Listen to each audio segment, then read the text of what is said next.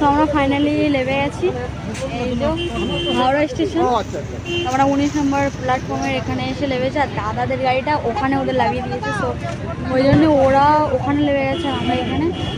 এখন যে যার ব্যাগ নিয়েছি, নিয়ে এখন ভিতর দিকে যাবো। তো চলো যাওয়া যাক।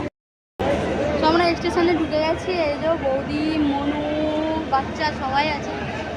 এই যে দিদিকিদের সবাই আছে। আর জামাইবাবু আর দাদা গেছে পাখা আনতে, কারণ এখানে প্রচণ্ড গরম। বাট আছে অবশ্যই পাখা আছে, কিন্তু তারপরেও হাওয়া গায়ে এসে লাগছে না।